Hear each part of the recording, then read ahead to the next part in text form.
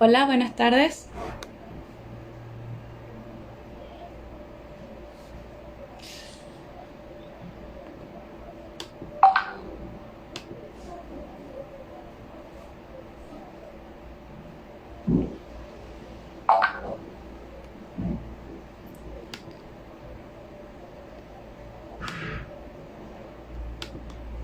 Hola, buenas tardes, bienvenidos a todos.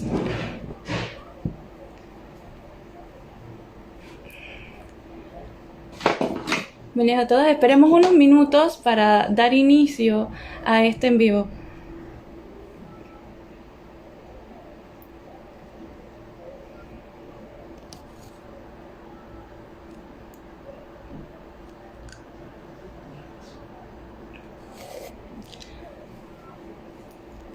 Ahora sí, damos oficialmente inicio a este en vivo. Buenas tardes, primero que todo me presento, mi nombre es Lorena Navarro, estudiante de periodismo y miembro de la Asociación de Estudiantes del Centro Regional Universitario de Azuero y parte del Frente Estudiantil Revolucionario Azuerense, FERA. Hoy tocaremos un punto importante, crucial para la sociedad panameña. Abordaremos el tema de la situación de los trabajadores ante la situación que se está viviendo a causa del COVID-19 y además analizaremos o escucharemos la opinión sobre lo que ha concurrido de este primer año de gobierno. Antes de iniciar, les quiero recordar o hacemos una mención a que hoy se cumplen 59 años del asesinato del compañero Polidoro Pinzón, el cual fue comandante de la Nueva Aurora, luchó por la equidad y la justicia social. Lo recordamos porque hoy, incluso en estos días, seguimos en la constante lucha por conseguir un mejor Panamá. Ahora sí, para tocar estos temas contaremos con la presencia del secretario general del Sindicato Único Nacional de Trabajadores de la Industria de la Construcción y similares SUNTRAS. Hablamos del licenciado Saúl Méndez. En momentos conectaremos con él y oficialmente iniciaremos. Ya está conectando. Hola, bienvenidos a todos. Espero que sea de su agrado y su disfrute estos temas y lo felicito porque es un tema crucial para todos. Ya estamos esperando a que se conecte el licenciado. Hola, buenas tardes, bienvenido. Me presento, mi nombre es Lorena Navarro. Primero que todo, le quiero dar la bienvenida y las gracias por brindarnos este espacio y la oportunidad para aclarar temas que son importantes para todos, como es lo que ha causado esta pandemia del COVID-19. Hola Lorena, mucho gusto, realmente un placer que podamos contribuir en este espacio de Fera Azuero para poder intercambiar una temática de actualidad nacional que afecta a millones de panameños. Así es. Como hemos sabido, esta situación es un poco crucial. Nosotros como juventud y como futuros profesionales, y además por contar con compañeros trabajadores, nos gustaría que usted nos explique un poco de forma general qué es la situación actual que se está viviendo en estos momentos a nivel nacional. ¿Cómo no? Bueno, primero honor y gloria a Polidoro Pinzón. Así es. Un dirigente estudiantil, popular, político y revolucionario que sin duda es de la juventud de oro, que junto a Floyd, por ejemplo, Eduardo Santo Blanco y otros tantos compañeros, Chicho Cuba, Federico, etcétera, lograron poder marcar la historia y ponerle hito a la misma en nuestro Panamá. Entonces, honor y gloria a Polidoro en este día que se conmemora el 59 aniversario de su vil y cobarde asesinato, que como todos conocen fue un acto cobarde de los órganos de seguridad del Estado y que después quisieron enmascarar con la posibilidad de que se dijese que fue un autoatentado. Por otro lado, lo que estamos viviendo hoy en el mundo es sin duda las consecuencias, primero, de un modelo económico, político y social que ha empobrecido a millones de seres humanos en todas las latitudes. Este problema de carácter estructural está dado por el sistema capitalista, que no solo ha sido capaz de poder destruir la naturaleza en términos concretos que se cosecha hoy en lo que se conoce como el recalentamiento global, sino también el poder explotar de la forma inmisericordia como hace a millones de seres humanos en el mundo. Ese es un primer problema que la humanidad enfrenta, peor que la pandemia de salud que se está viviendo. Entonces, en el caso panameño, eso se refleja en un modelo capitalista dependiente, terciario, para mucho parasitario, muchos especialistas en la materia, que han desarrollado el capitalismo en Panamá a través de ese sector terciario de la economía, lo cual ha, sin duda, marginado un número importante de panameños. El caso panameño lo sorprende el COVID en marzo de este año, como casi al resto del mundo, con sistemas de salud público hecho un desastre, sistema de educación público que estamos viendo cómo se encuentra en este momento, con un sistema de transporte público desastroso de igual forma, con más de 400.000 panameños que padecían de hambre, con 20% de la población en pobreza, con el 95% de los pueblos originarios en extrema pobreza. En Panamá personas morían por semana de hambre. Panamá, sí, de salarios bajos, de puestos de trabajo precarizados, en su inmensa mayoría, tanto en el sector público como privado.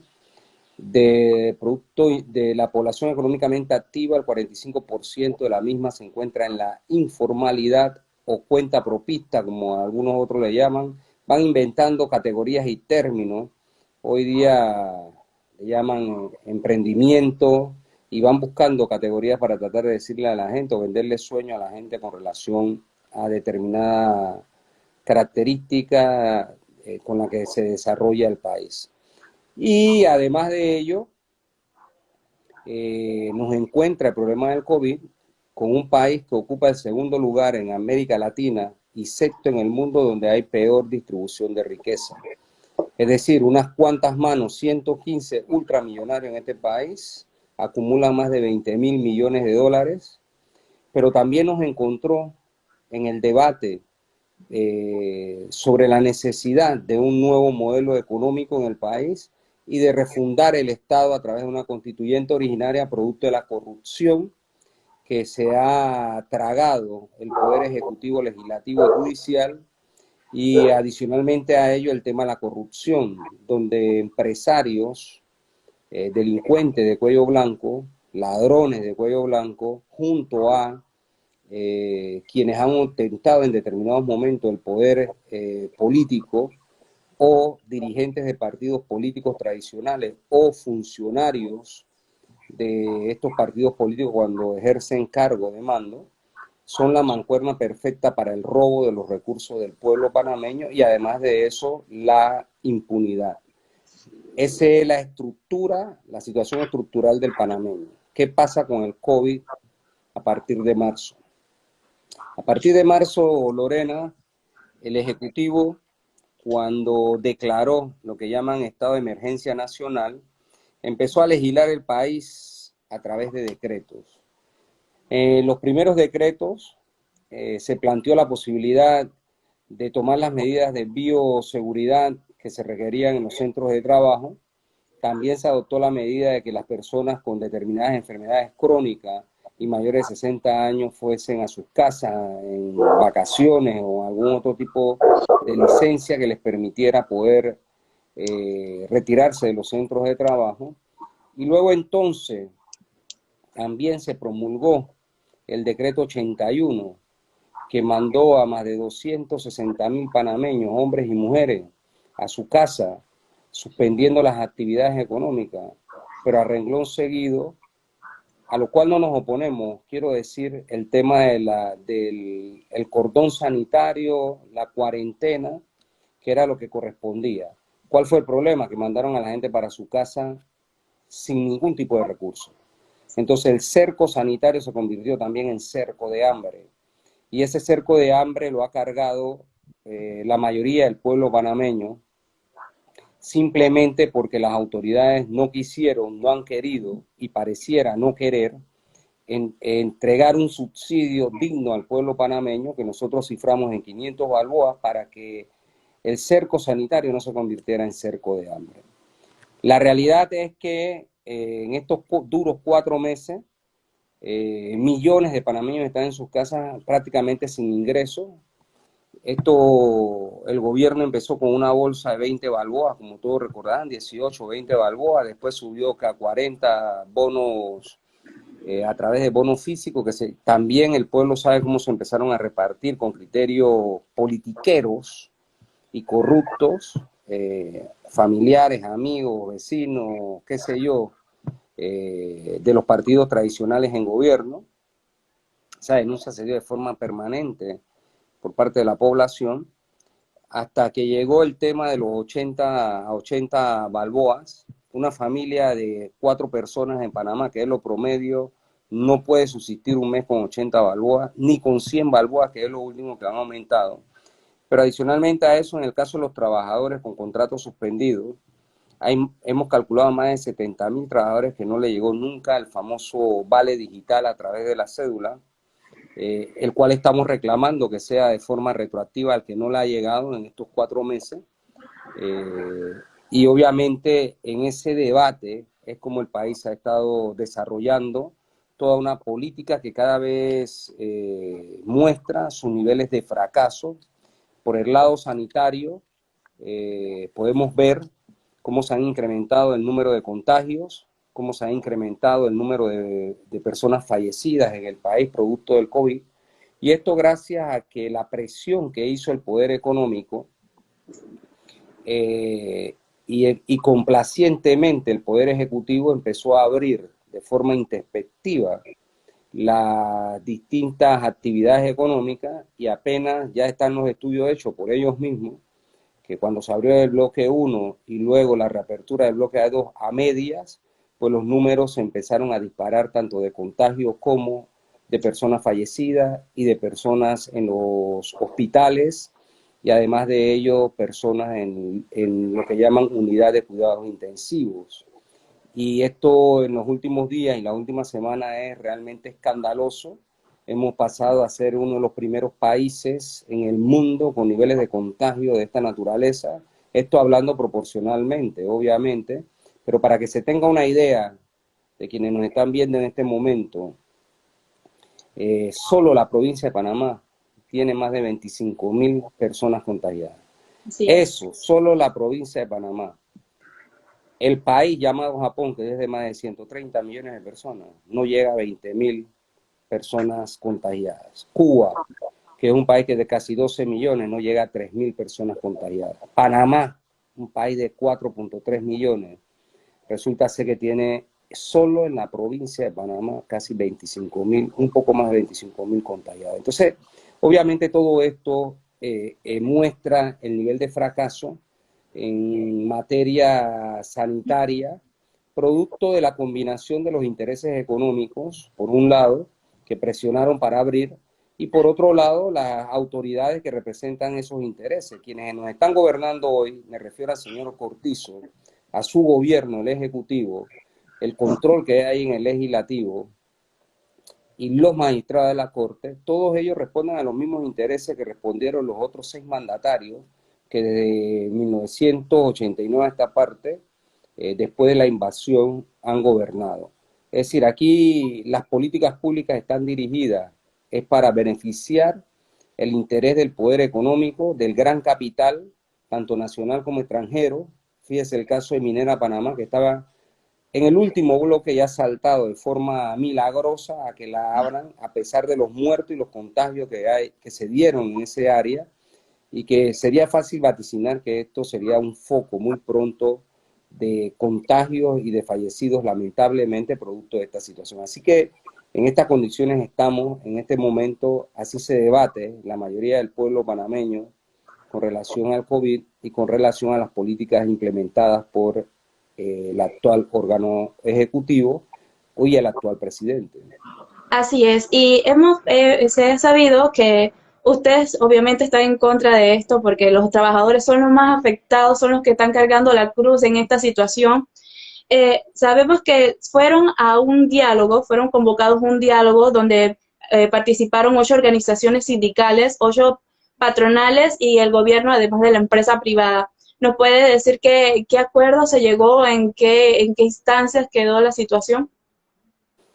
Bueno, el diálogo en realidad tuvo los representantes que tú indicaste, 8 centrales obreras, 8 organismos patronales y los representantes del gobierno.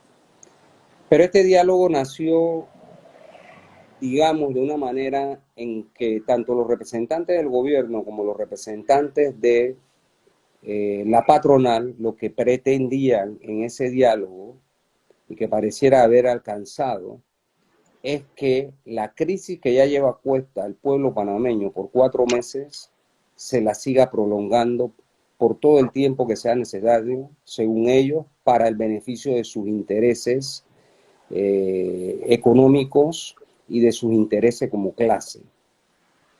Entonces, en este diálogo, los empresarios fueron con la pretensión de que se prorrogara, se reformara la legislación laboral con la intención que se les permita a ellos, a sus anchas, poder prorrogar los contratos de trabajo más allá de 4 meses que establece hoy el Código de Trabajo, poder reducir las jornadas de trabajo, que implica reducir los salarios también, las horas que ellos quieran.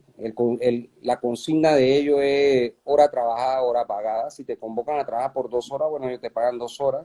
Si te convocan por 1, te pagan 1. Si te convocan por 4, te pagan 4. Y si te convocan pues, por 6 o por 7, ellos eso es lo que están dispuestos a pagar.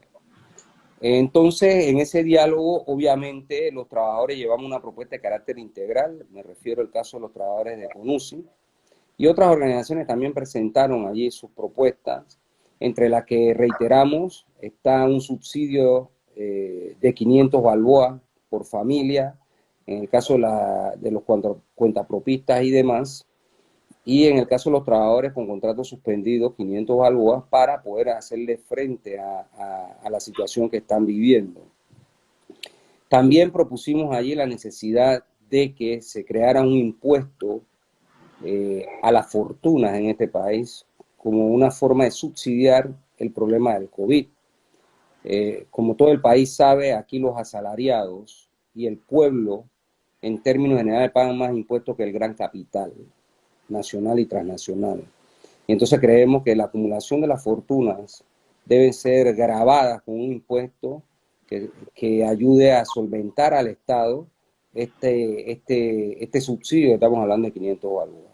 De igual forma, propusimos tener que parar el pago de la deuda externa, solicitándole a los organismos financieros realmente la condonación de la misma, porque el país requiere recursos para poder enfrentar este problema con la población.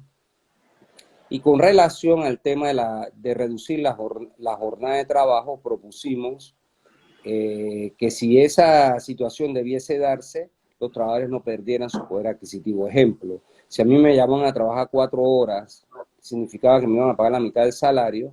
El subsidio que estamos hablando que el gobierno debió haber entregado junto con el empleador que debe entregar, porque aquí el tema es que el gran capital no ha puesto nada en medio de esto, debería compensar el salario que no va a percibir el trabajador. Esta medida decimos nosotros, al igual que los 500 balboas a los trabajadores con contratos suspendidos y a las familias más vulnerables y a los trabajadores cuentapropistas, permite 3 actividades que son fundamentales en este momento. Primero, rescata la vida humana, rescata la posibilidad de que el pueblo tenga capacidad de comer y que pueda tener recursos para medicamentos o cualquier otra urgencia que tenga. Uno, eso es lo primero. Lo segundo, sostiene la economía, porque en la medida en que el pueblo tiene capacidad de compra, por lo menos de los alimentos, medicamentos y pequeñas necesidades, eso mantiene que la economía no se caiga en su totalidad.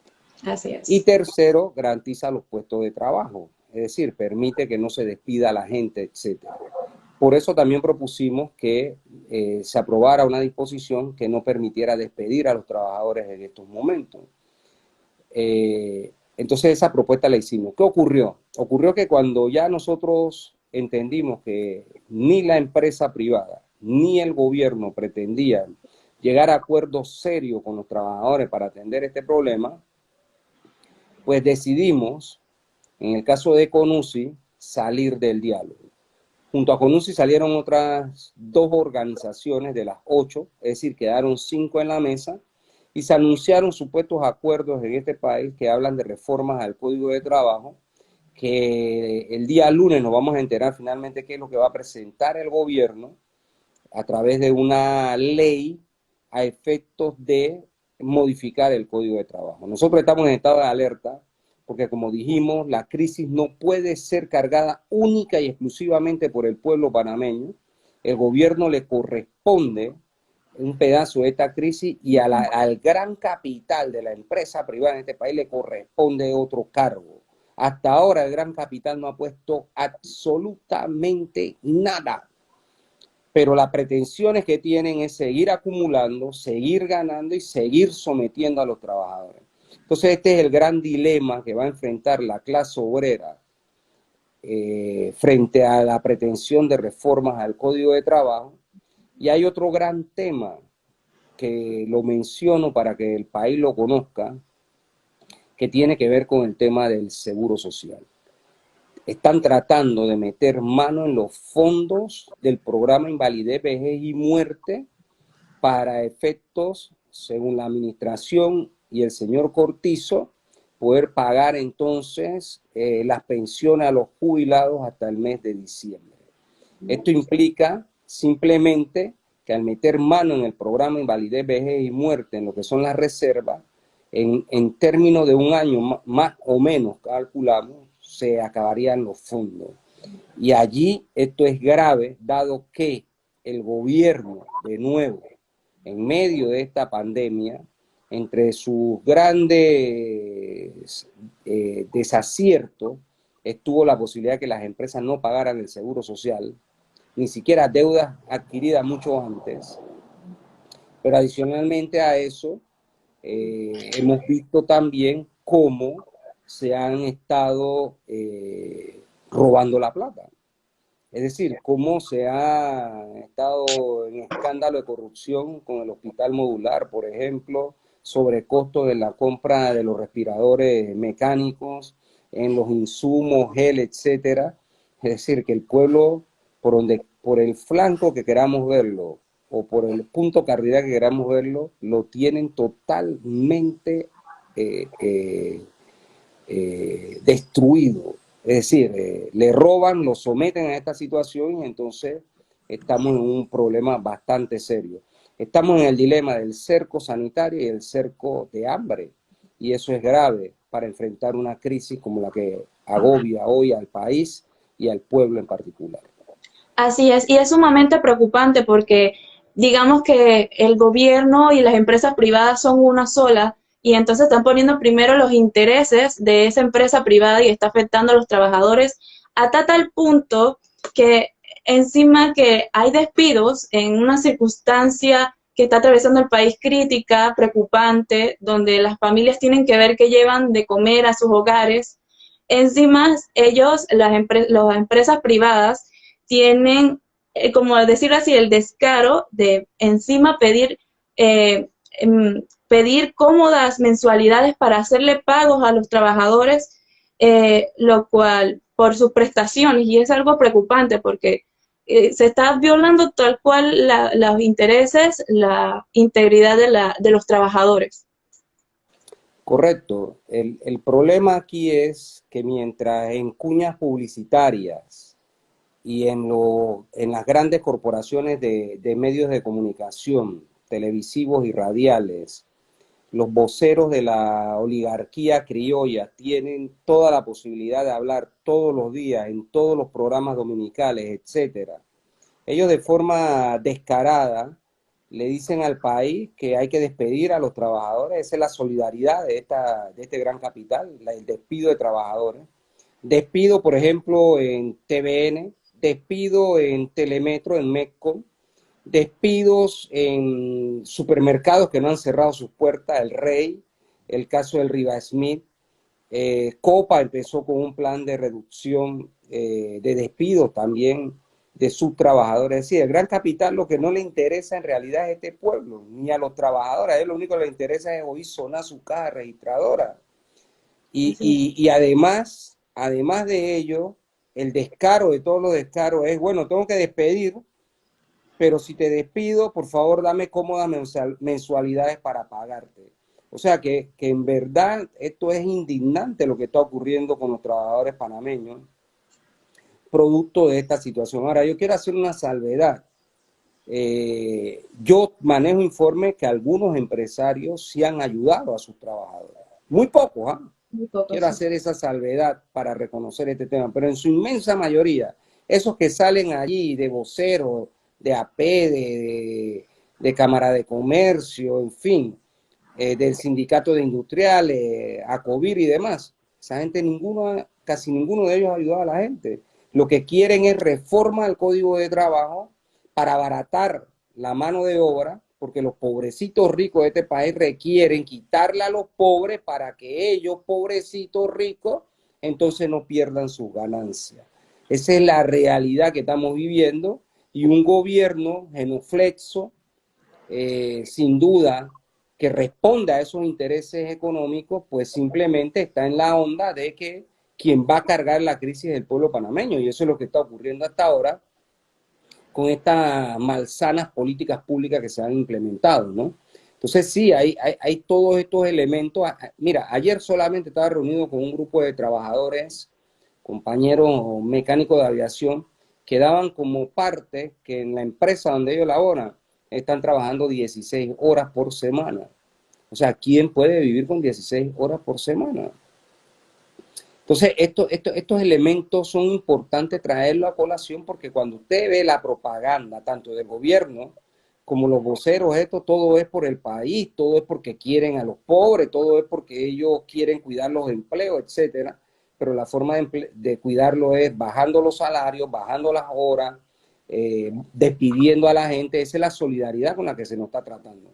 Entonces, por eso el pueblo está obligado a enfrentar este problema, a organizarse y a enfrentarlo, a demandar del Ejecutivo respuestas reales, serias, contundentes al problema sanitario, al problema social que está viviendo la población, para enfrentar estos problemas, para poder salir entonces, sí, de esta enorme crisis. Hoy, por ejemplo, ya se empieza a hablar de un posible cerco total nuevamente de 15 días.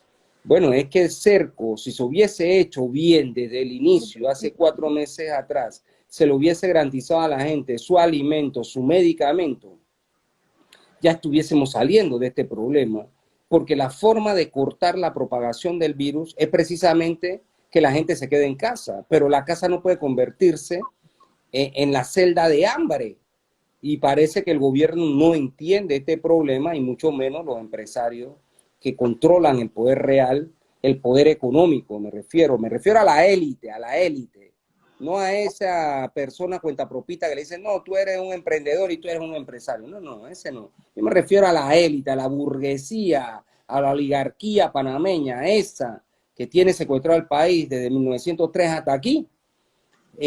Esa es la que quiere que el pueblo siga cargando esta crisis, y que ellos, pues su ganancia no sea tocada, que sus perspectivas de acumulación no pueden ser tocadas, ellos son vacas sagradas.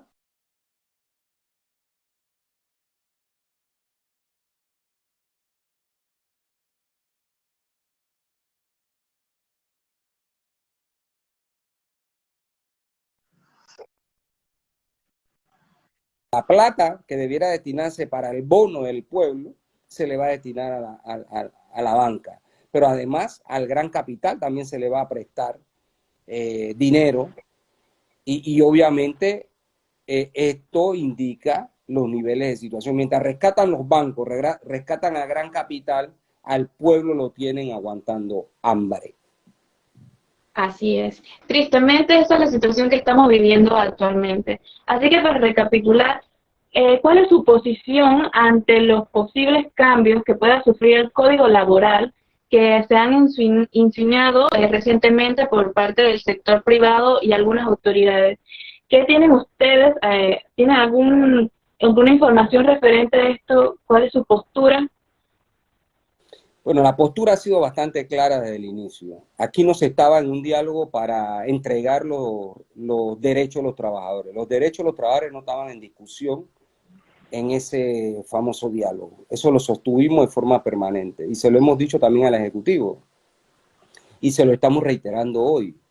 Aquí no vamos a discutir los derechos de los trabajadores. Eso, para adquirir esos derechos ha pasado una cantidad de lucha de la clase obrera en Panamá para poder tener los derechos que tiene. En consecuencia, eso no se puede discutir con ellos. Aquí lo que hay que discutir son medidas que alivien la grave situación que vive el pueblo panameño. Ahora, ¿qué hay en la reforma? De forma directa no lo sé en estos momentos. Tengo algunas ideas, claro está, por los voceros de la patronal, por los voceros del gobierno, los supuestos acuerdos que sacaron. Tengo algunas ideas de que lo que se pretende es flexibilizar el código para que el gran capital siga acumulando y no se vea afectado en función de sus intereses y que la crisis la cargue el trabajador.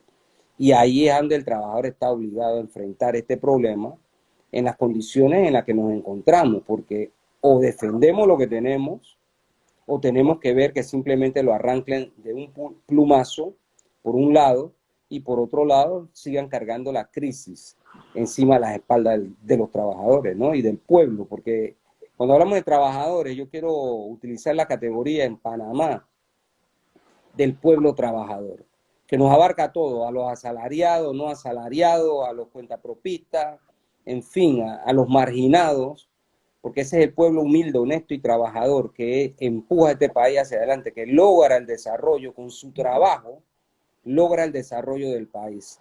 Así que yo creo que sobre las espaldas del pueblo trabajador no se puede seguir cargando la crisis y en ese sentido estamos prestos no solo para debatir con ideas y proponer, sino para luchar en las calles por la defensa de los intereses de el pueblo trabajador. Así es. Entonces, nos gustaría conocer su análisis personal sobre el primer año de gobierno que ha liderizado este presidente Laurentino Cortizo Cohen. ¿Cuál es su parecer al respecto? Bueno, el parecer mío en realidad siempre está subordinado al análisis de carácter colectivo que hacemos nosotros como organización y expresión organizada de nuestro pueblo. El análisis de Frenadeso, de Suntra, Conus y del Frente Amplio por la Democracia es que este es un gobierno más de lo mismo. Es un gobierno neoliberal, como los últimos 7 gobiernos que hemos tenido. Es un gobierno que beneficia los intereses del gran capital.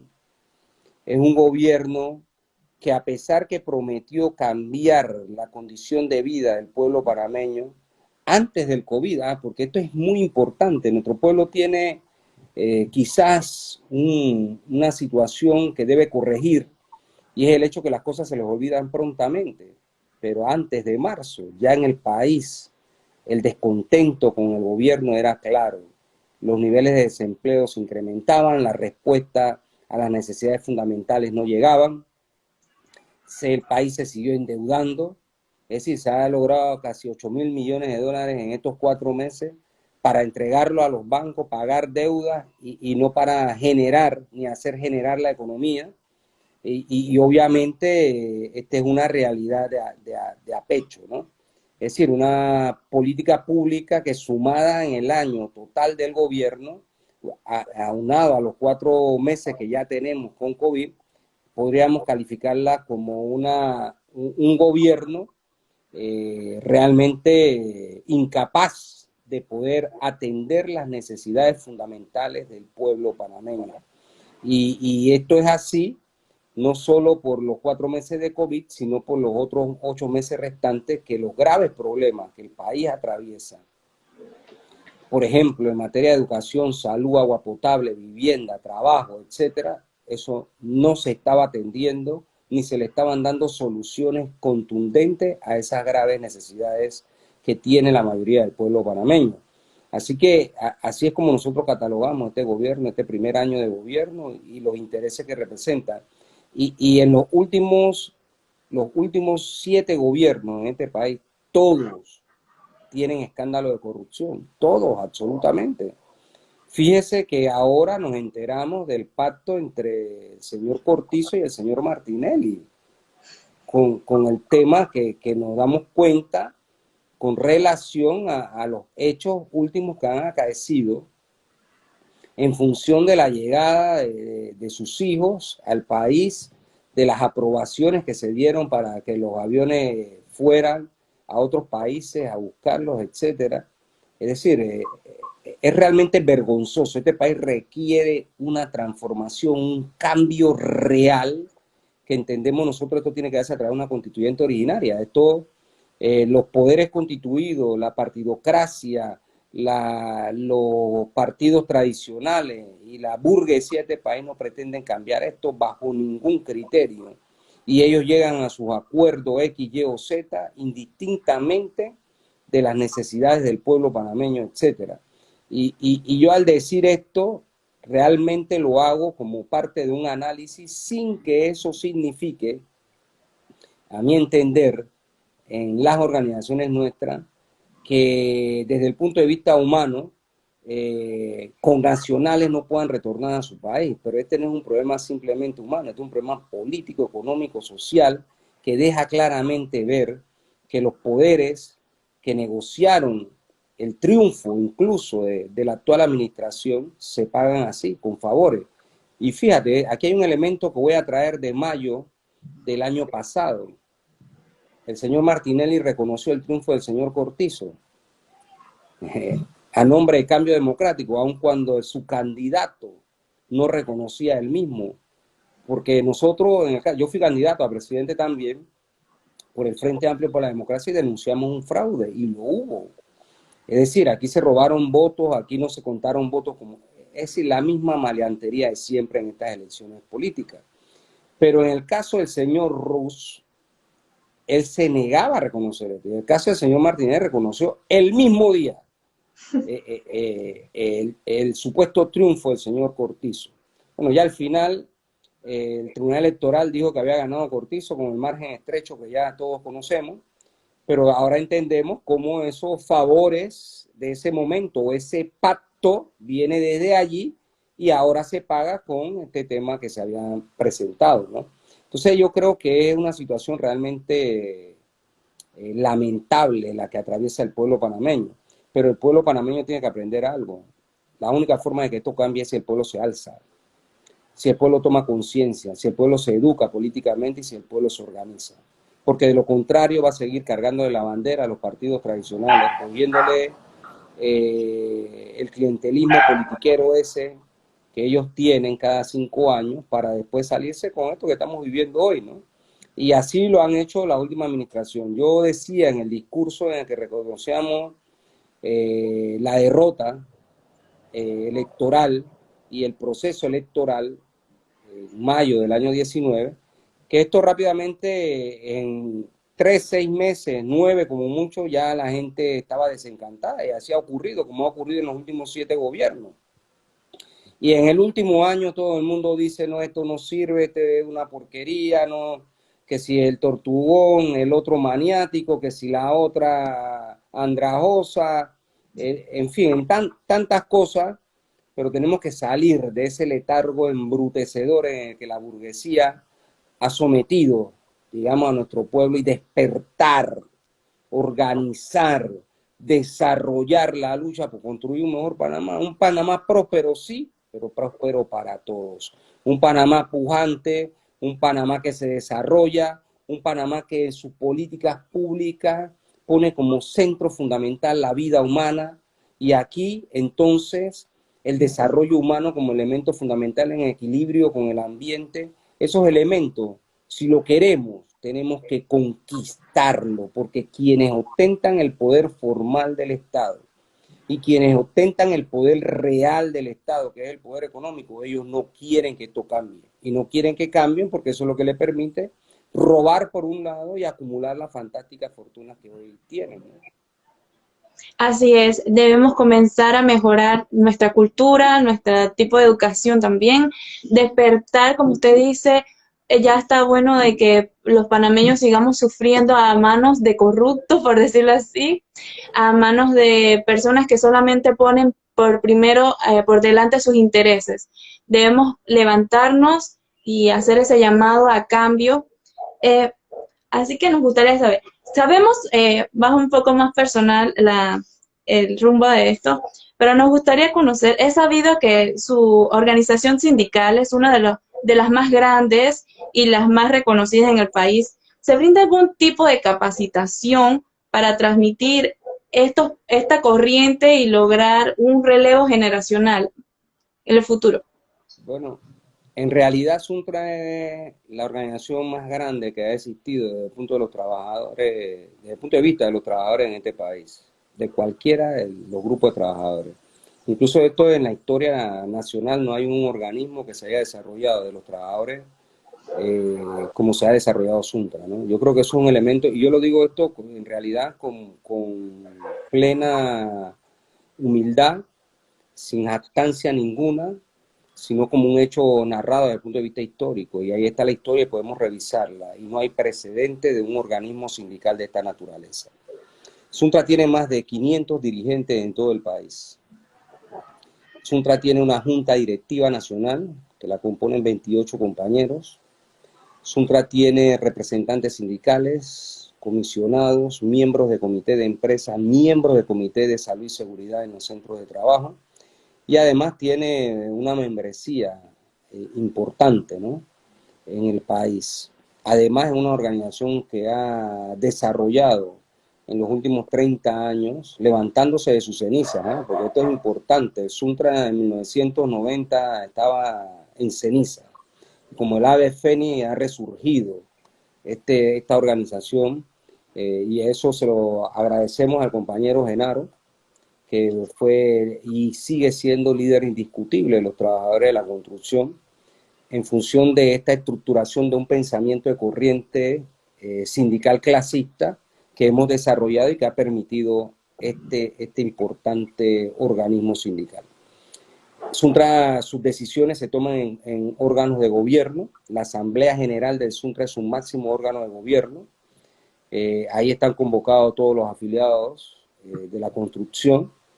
El año pasado, por ejemplo, eligió su nueva junta directiva por un periodo de 3 años, la Asamblea General. Suntra tiene el Consejo Nacional Sindical, que reúne todos estos dirigentes que ya mencioné su cantidad.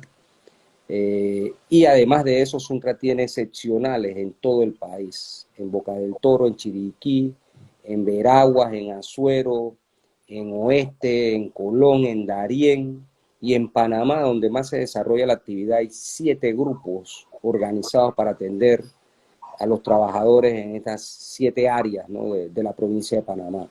En cada una de estas provincias, Suntra cuenta con locales propios, comprados con la cuota sindical de Suntra.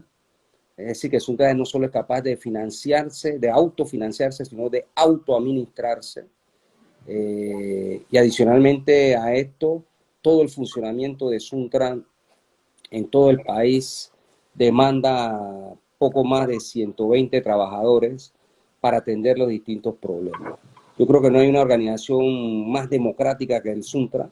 Nosotros, por ejemplo, en los estatutos hay revocatoria de mandato, las reuniones que se hacen de forma permanente en los centros de trabajo, con los trabajadores debatiendo los distintos problemas.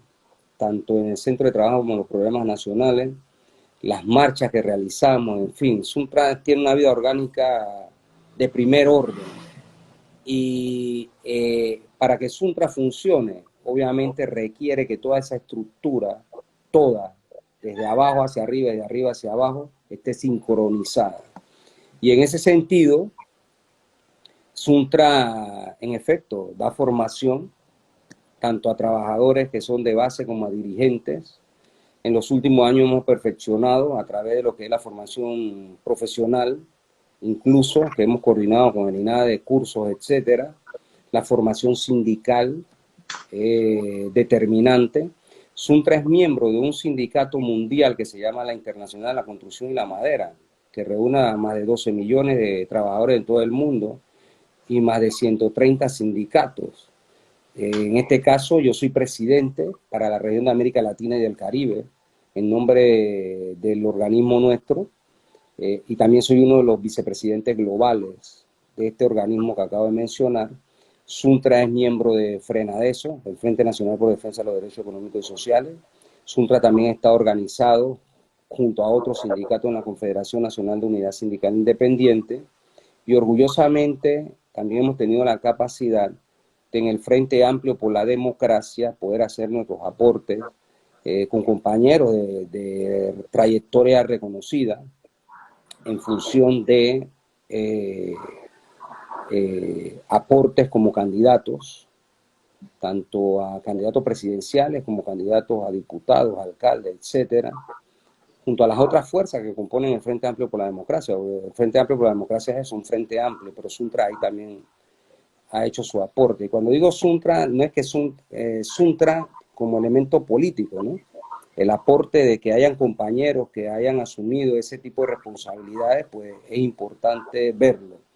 Fíjate, en materia de trabajo, Suntra en el 2008, precisamente ya hace 12 años, logró a través de la sangre generosa de Ali Romy Smith, la rebelión en las calles, la capacidad intelectual de presentar propuestas, que se aprobara para la industria de la construcción un reglamento de salud y seguridad para proteger la vida de los trabajadores. En este país, en Panamá, no se formaban ni licenciados, ni técnicos, ni ingenieros en materia de salud y seguridad. Después de esa batalla que libró Suntra, las universidades públicas y privadas de Panamá han empezado a formar los profesionales en materia de salud y seguridad. Hay carreras en la Universidad Nacional, en la Tecnológica, en UDELA y en las otras universidades privadas.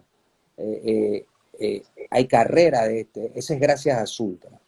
Suntra, por ejemplo, en 1992 salió a la calle de forma permanente por más de 15 días para exigirle al gobierno de Ndara que regresara la segunda partida del 13º mes de agosto, que se va a cobrar el 15 de agosto, a los trabajadores del sector público y privado, y los trabajadores de Bocas del Toro, los bananeros de Bocas del Toro, de la Chiriquí Land Company, se declararon en huelga. Así es como todo el mundo va a cobrar ahora en agosto, el 13º mes. Pero además de eso, Suntra tiene la capacidad de producir un boletín que circula en un periódico de la localidad, La Crítica, si mal no recuerdo, es donde está circulando ahora en estos momentos, donde son más de 60.000 periódicos que circulan, además de los que se reparten en las obras de construcción y también en las comunidades y demás. Es decir, que Suntra ha jugado un papel muy importante en la lucha del pueblo panameño, en la reforma al Código de Trabajo del 95 de Pérez Valladares. 4 muertos, 500 presos, 13 días de huelga. Suntra estuvo ahí defendiendo los derechos de los trabajadores. En la huelga que se le hizo a Martín Torrijos cuando la ley de la muerte en el Seguro Social, 32 días de huelga, ahí estuvo Suntra. Y así en cada pelea que hemos librado en defensa no solo de los intereses de los obreros de la construcción, sino del pueblo panameño. Precisamente cuando se estaba masacrando en Colón, al pueblo de Colón, en el gobierno de Martinelli, Suntra hizo una huelga en solidaridad con el pueblo de Colón. Cuando enfrentamos la ley Choizo en Martinelli, también. Y así, es decir, la historia de los últimos 30 años de este país se mezcla con una historia de lucha hermosa de los trabajadores de la construcción organizados en Suntra. Tenemos quizás el mejor convenio colectivo que existe en el país y en la región latinoamericana, en términos de construcción quiero referirme, y esos son los aportes que ha hecho Suntra. Y así que en solidaridad con los indígenas, con los estudiantes, con los campesinos, con los moradores de barrio, con los profesionales, en cada una de esas luchas Suntra siempre ha estado presente, ¿no?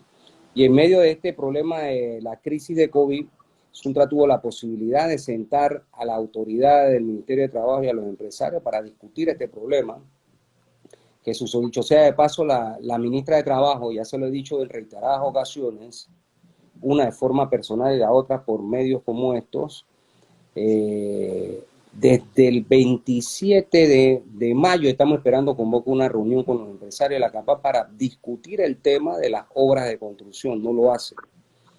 Pero hasta mayo logramos que los empresarios pagaran los salarios trabajados que tenían los trabajadores acumulados. Logramos el hecho de se adelantara una parte de las vacaciones calculadas del 1 de enero al 16 de marzo, que fue 25 de marzo, perdón, cuando se suspendió la actividad de la construcción. Logramos, y ahí el gobierno ha incumplido también, de que se pactó allí que tenían que entregar los bonos. A muchos obreros no le entregan bonos de la construcción desde ese periodo hasta aquí.